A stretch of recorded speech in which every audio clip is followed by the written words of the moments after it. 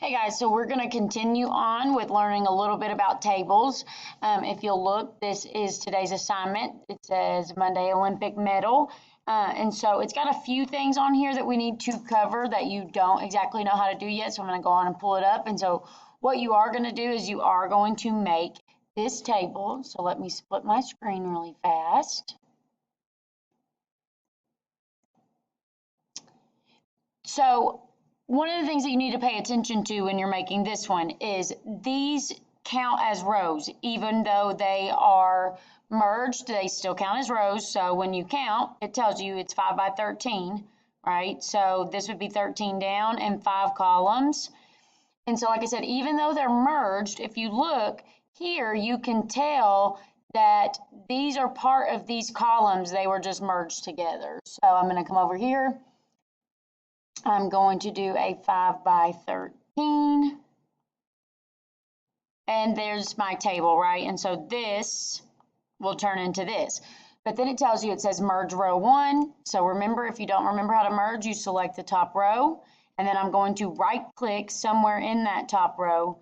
All the way down, you have merge cells. I'm not going to go through all of this together, but you do need to realize that I tell you to type the title, bold it, what size, what color to change it to, all that good stuff. And then this one is also merged. So I selected the whole second row, I right clicked in it, I'm going to merge them.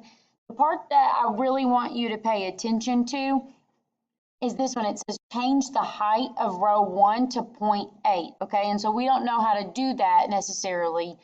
This is row 1, this top one, so I'm going to select it. And if you right click, just like you did to get to merge, and you go all the way down, you should see table properties.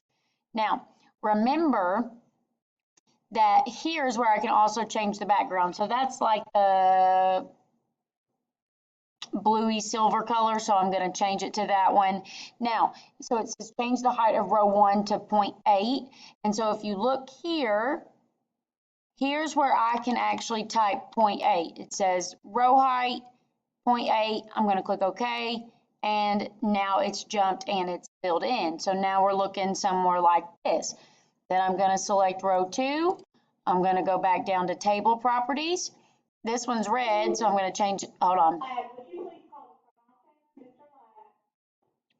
So I'm going to change this background to red, and then it tells me that the height of row 2 needs to be 0.5. So I'm going to come over here, change it, press OK. Now I've got this, right? And then I'd follow the rest of the directions, as in typing the secondary title, changing it to what size, bold, and center it's all supposed to be. And then I'm going to move down here. And the rest is filling in the colors and filling in the information. And the other part that I want you to see is it says adjust the width of the tables and center the data found in the last 4 columns. Well, center the data just means to take these columns and whatever you type. So if this was the silver column, I would come and I'd center everything. Now, adjusting the width could look like this. If you go here, and remember we talked about this in the shortcut keys, and you go across the sides of these lines, you'll see double-headed arrows, and then I can pull. And so, but you'd have to do it to every row to get it the way that it should look similar to this one, right? And so you might have to play with it a little bit to get it to look like this one, but I'm just going to keep pulling until I get it the way that I think that it should look. This is fairly close, right? And I'd fill in the rest of the information.